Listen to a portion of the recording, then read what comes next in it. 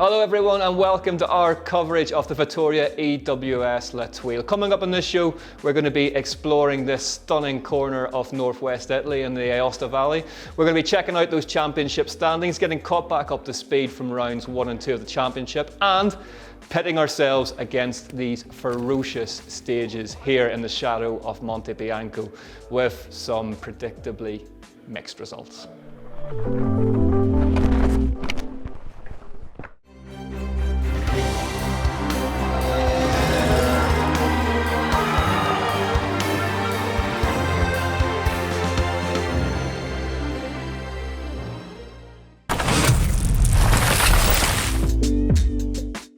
What a start to the championship we had at rounds 1 and 2 at the Met EWS Val Di Fassa. Let's get up to speed on what was an incredible week's worth of racing.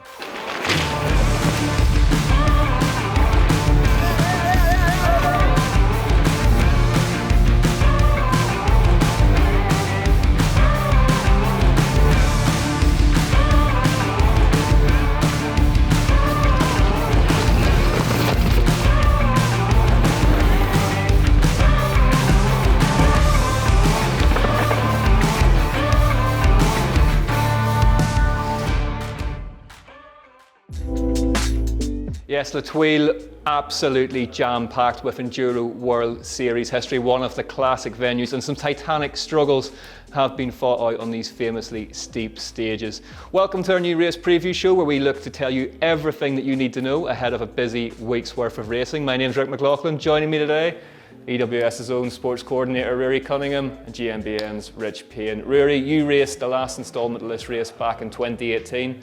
What are your memories from that?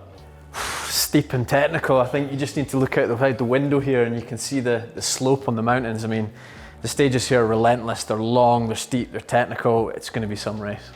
Rich, as well, you've done a fair bit of riding around here, you've raced here. What makes this so different from where we've just been in the Val Di Fassa? The weather can change in an instant here. I mean, obviously we've come from Val Di Fassa, it was very sunny, it was lovely, apart from the pro stage. Here you could have a beautiful morning and then it'll be chucking it down with rain and then it'll be beautiful again and it can really throw the riders out.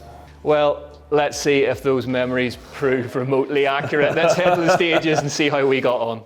Stage 1 is North Waves La Thuile and is 2.93 kilometres in length. Stage 2 is La Thuile's Miniere, an extremely fast 2.54 kilometres. Then we have Troy designed Stage 3 La Fresa before the big one, the Queen Stage Vittoria's Vertical.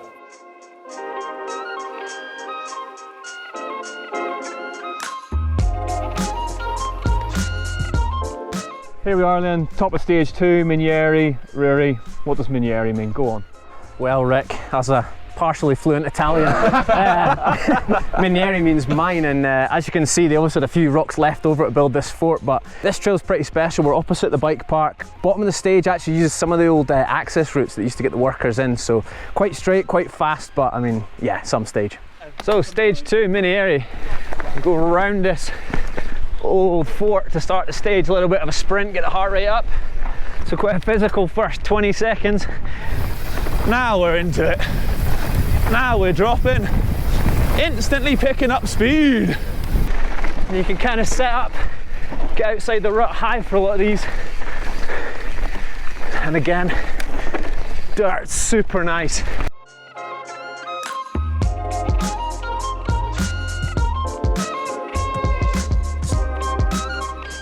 It's been a good few years since I remember an EWS stage starting as fast as Sam Hill won this event back in 2018.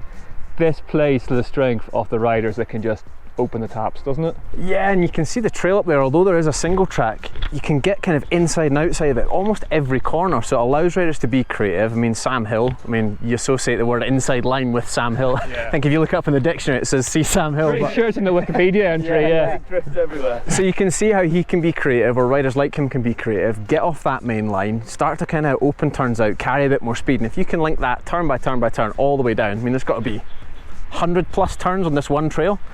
You can see where he finds the time.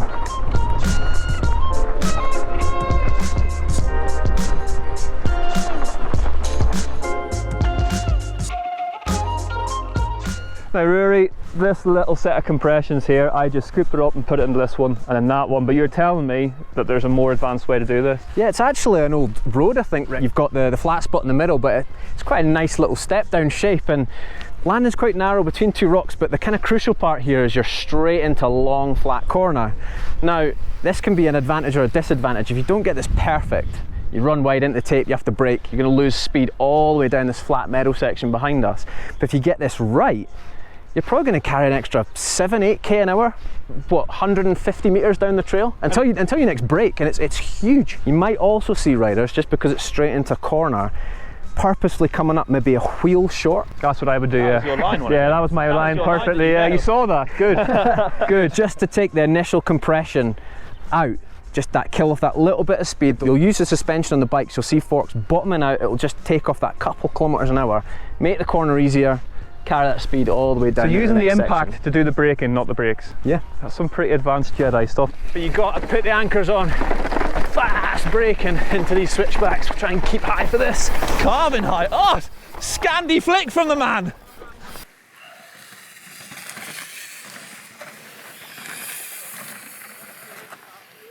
What's great about riding mountain bikes in so many parts of Italy, so many of these trails, so much history, hundreds of years old.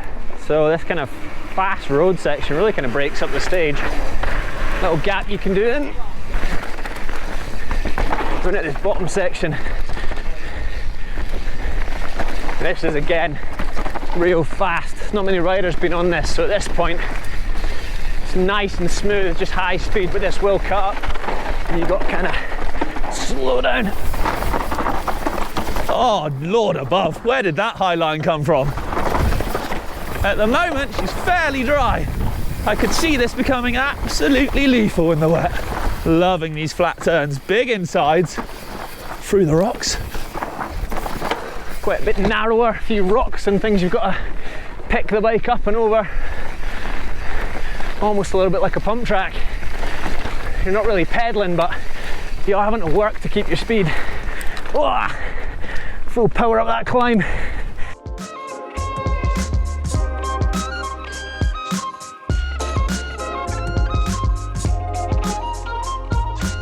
This really is the Enduro Grand Prix this weekend. So much speed everywhere. A belter, buddy. Yeah, that's fast. Quality course, isn't it? Yeah. Well, more to come from that particular off-road adventure later in the show, but let's have a look at the people set to compete on this really, really challenging course here in La Thuile. It's extremely close in the pro women's field with the Three Musketeers, as Ruaridh dubbed them last week. Melanie Poujan, Morgan Schar and Isabelle Cordurier covered by just 55 points. In the pro men's, it's even tighter with just 10 points separating the top two, Jack Moyer and Richie Rude, Jesse Melamed in third. And in the team's standings, Canyon Collective lead the way. Ruaridh, the women's race, Morgan Schar, Melanie Poujan especially, really impressed in the Val Di Fassa. Isabelle Cordurier won the first race, but it looked like she really rolled off the throttle in the second a bit. She's third in the championship at the minute. Very early days, of course, but is this maybe a bigger week for her than the other girls around her? Yeah, I mean, it's difficult to know emotionally how draining the first race was for her. I mean, you know, to go what she's gone through and to come up and win, you could see the relief at the end of race one, and you don't know how much that took out of her. During race two, I was actually on the track and I saw her have a small mechanical on one of the stages, which I think ultimately cost her a podium, but I mean, she's not a champion for no reason. She'll be right up for this, and you know, I think she'll have enjoyed the 2 weeks off. She's maybe kind of reset, and I'm sure she'll come out swinging as usual. Well, let's hear from the women currently leading that title race.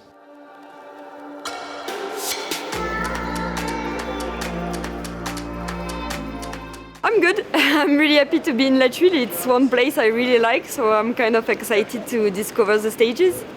I like the venue because it's mostly like really downhill technical stages, and I think it's gonna be pretty much the same this year, so I'm kind of excited to see what we get to ride. So I had quite a good start with winning the first round, and I was extremely tired for the second one, and I know my fitness won't be back in just 1 week in between, so I think I'll just hang on for the first next 2 rounds, and then I will work really, really hard to get back in shape for the rest of the season.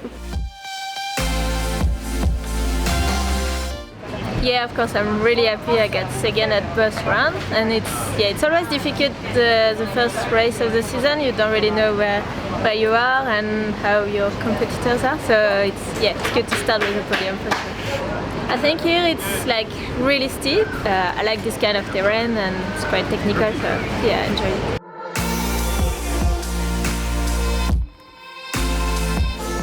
Good season for the moment. I am a leader of the overall, and I win in Val Di Fassa. So I am super happy, and I am enjoying all this moment. Yes, beautiful track, and I went all my holidays every year here. When you were growing up, Yes. you came here? Yes. Oh, cool. So you know this place quite well? Yes. Cool. I love enjoy riding my bike, even if I am the leader or not. Full gas always.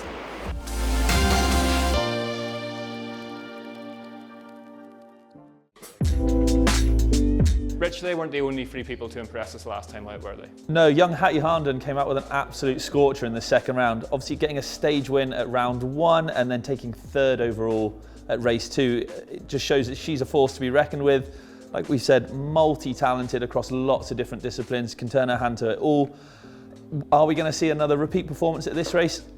I hope so. I think it'd be good. In the pro men's race then, look, we could talk for hours about how close it was at rounds 1 and 2 between Jack Moyer and Richie Rude. There was half a second between them in race 1, about the same again in race 2. Jack Moyer, unbelievable ride on the Queen stage in race 2 to take the victory there. They're neck and neck in the championship standings. Instead of us talking about it, let's hear from the guys themselves. Pretty happy with how the season started. I mean, I can't be unhappy with the first and the second, obviously, but yeah, I was pretty nerve-wracking coming into it. Just like not racing on the world level in 2020, and so kind of unsure how the pace was going to be, but first 2 races gave me some good confidence. Yeah, I think La Thuile can suit me in certain ways. Some of the tracks are kind of a little more ridden in and kind of flowy, and some of them are kind of steep, and I think I've gotten a little better at that, and I think that'll be good. Like a lot of tighter corners up there, which I sometimes end up liking, and kind of got to smash some stuff. Yeah, of course, I always want to win, and yeah, Jack's going quick. Like he looked good last year, and it's kind of cool to see him, up there doing well. Like with those long legs, man, he does good in that tight stuff. So yeah, I mean, obviously you want to win, but it's always good battling with people, and yeah, fighting for that top spot. Do what I did the other weekend and try ride clean and pedal as hard as I can and see how I go. It'd be nice to be back up there again, but yeah, don't want to come in with too much expectation or pressure. My rivals coming into this race are all the top guys: Sam, Jesse, Richie. Martin's back this weekend. It's sweet to be battling with Richie. He's been smoking at Enduro for so many years now, so pretty crazy to be up there mixing it with him. I was actually his teammate back in 2013, so yeah, it's kind of cool. Yeah, I don't want to just come into every race going, oh, I need a win. I'm just gonna ride as well as I can, and yeah, just give it my best effort.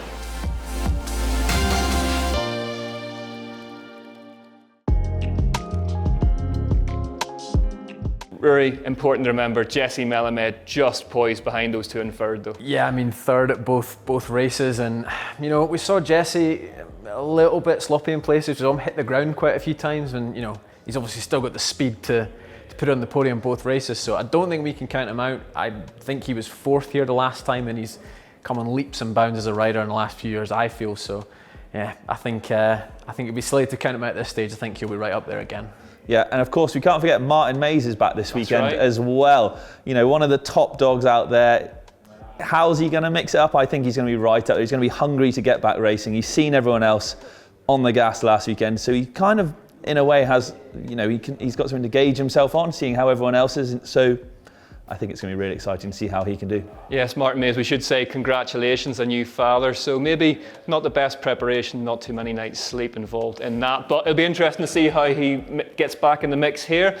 Mays, one of the very, very best enduro racers the sport's ever seen, but still hunting for that elusive championship.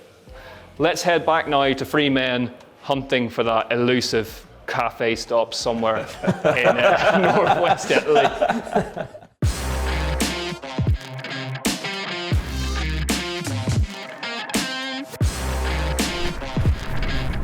Oh, all tidy. The Queen stage awaits. Ruaridh, this is Vittoria's vertical. I'm guessing there's a bit of a hint in the title, am I right? Yeah, there's a pretty steep section at the bottom, Rick, but I mean this stage has a bit of everything. It's quite flat and flowy at the top, almost like a bike park.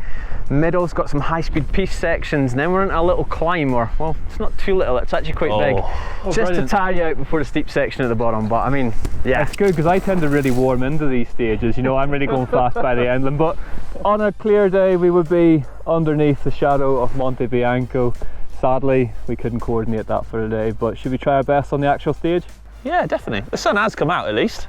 The Queen stage then, the toughest, biggest, nastiest stage of the weekend, and there are points on offer, which we saw in 2019 come into play when there are titles on the line. You can see actually how wet this stage is.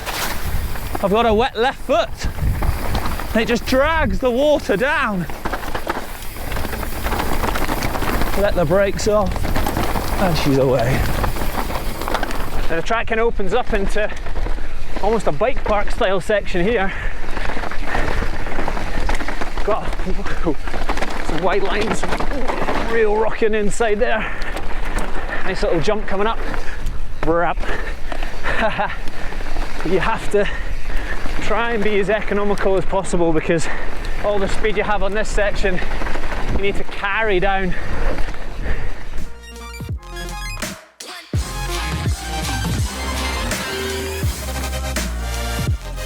So Rich, we're about halfway down the Queen stage here. Okay. Already pretty physical. Yeah, it's pretty wild. We've got this high-speed technical route section into the climb. This is what you warned me about. Yeah. So as you can see, we're stood on the kind of entrance to it. There's a lot of lines. There's high lines, low lines, middle. The key to this section is to carry as much momentum up there as possible. If you lose any speed at the bottom, that climb is going to seem awful. It looks awful from here, so yeah, I think that is momentum is key, is definitely the thing to take away from that, isn't it? Absolutely, and there's lots of different options. You'll see probably the safer option down by you on the low line and then cut across. You might see other riders maybe trying to work their way across the middle, but there's a lot of routes, a lot of things to catch your wheels, and one mistake here is going to cost you a heap of time up there.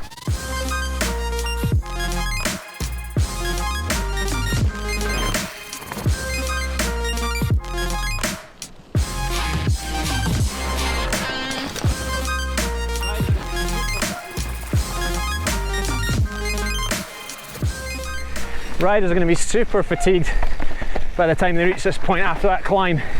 You're into these steep, fresh, loamy switchbacks.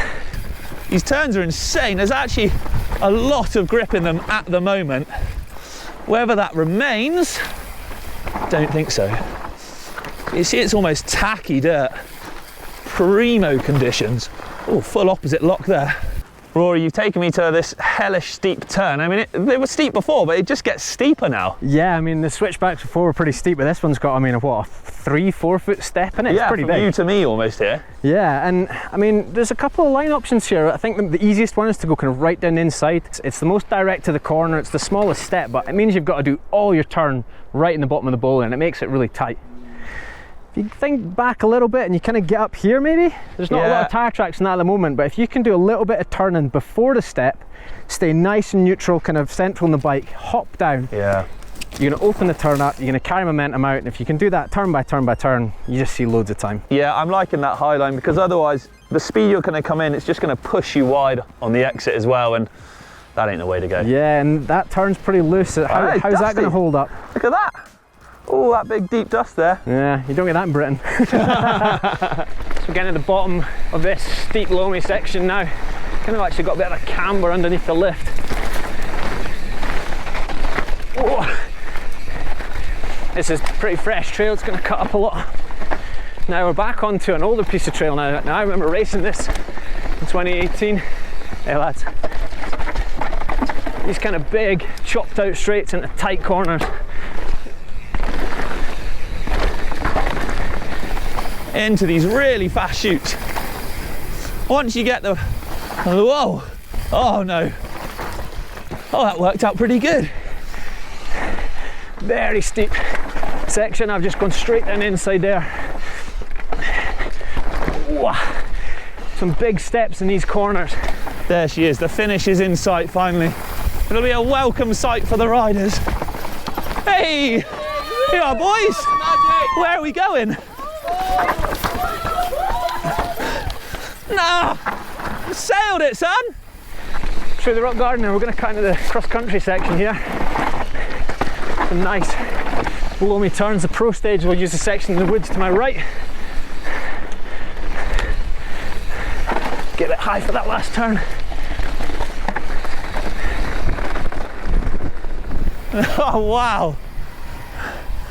Coming into those rocks blind was eventful. I managed to slow down and ask where the best way to go.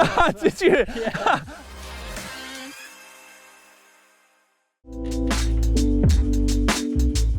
There we have it then. As I mentioned at the top of the show, we're at the start of another double header of racing. Let's see how this week shapes up. So round 3 of the Enduro World Series goes down on Thursday. We have round 4's pro stage, the first stage of that race on Saturday evening, and then the rest of the full course on Sunday. Right, come on then. Predictions, they weren't great last week, let's be honest. What did you? I called Moya for it. Who can remember? No, you didn't. Yes, I did. You called Moya and Connolly. You said Ella Connolly, I don't think you said Jack I Moyer. bloomin' did. I don't remember either. Oh, that's because you guys were way out. Right, anyway. Oh, Ruaridh. I called Isabel Corduri and she won one. Who's your money on for round 3 for the Vittoria EWS La Thuile? I think after seeing the way Melanie Pujan rode in race 2 in Val Di Fassa, I think, yeah, it's difficult to look past her for the women's race. For the men, it's a tough one. I mean, Jack Moore's been here, I believe, in 2016. Yeah, I think he's the informed rider. I think psychologically, I think overtaking Richie and on the last stage in race 2, I think it was pretty big, and I think he's, we saw him sit out the Ligier World Cup this week when last year he was racing. Okay, I'm going to call it Isabeau and Sam. I think. Isabeau and Sam? Yeah, Sam Hill? Yeah. Okay. Definitely. I think, he's going to be annoyed at his results the previous 2 rounds. He's going to be annoyed when he sees the climb in stage 4 as well. Then he can come after you for that one again. Yeah. But I think he's going to want some redemption. I think Sam's going to be, annoyed. I think he's going to want to come back stronger, show that he still is, numero uno, the champ, and he's going to come out swinging. He's going to step it up. This place is looking wet at the moment. It's going to be wild, it's steep. That foot out is going to be everywhere. You've reasoned that out well. Yeah, you've reasoned that out well. I'm going to go for... I haven't explained Isabeau yet. She's just going to go really fast. I've just got a feeling that she's going to have recovered, regrouped. Much like Sam, thought about what needs to be done. She's going to come out swinging again and take a double wins. Ooh, yeah, I'm calling it double wins for Isabeau. Big call. Yeah, big call. I'm going to go for the first one, Isabeau, and I'm going to say Martin. Just to be a bit different, and just because I think we don't know the work that went on in the off season yet. We don't know. Yeah, he won't be slouching. He won't be hanging around, Race 2, let's wait till race 2 to find out. I'm not going to make any bold claims too early. I've learned over the years doing this. We'll see how wrong we are. We'll see how wrong we are. Listen, plenty of action to come this week on GMBN and on the Enduro World Series channel. Keep up to date with all the racing on there. If you haven't already checked out all the action from round 1 and 2, all the highlights are online now. Get up to speed with that. They're well worth watching. I think you'll both agree. And until then, it's goodbye from the Vittoria EWS La Thuile.